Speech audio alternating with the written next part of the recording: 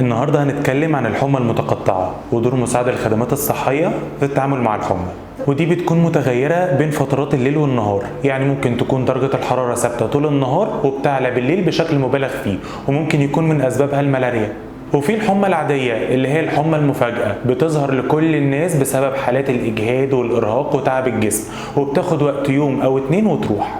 وفي حمى اسمها الحمى المستمرة، ودي بتسبب قلق للدكاترة وللمريض لأن درجة الحرارة بتفضل ترتفع بشكل كبير، وده بيأثر سلبا على الحالة الصحية. في الحمى الروماتيزمية، ده بينتج عنه نوع من البكتيريا بتسبب التهاب في الحلق وبتتحول بعد كده لحمى. ومساعد الخدمات الصحية بيستخدم ميزان الحرارة في الفم، وبرضه بيكون دقيق جدا في الإبط وفي الأذن عشان يتأكد من درجة الحرارة. وكمان بيراقب ظهور علامات الجفاف عند المريض، وبيساعده وينصحه ان هو يشرب سوائل بصورة مستمرة. وكمان بيعمل كمادات باردة للتخفيف من آلام وحرارة الجسم.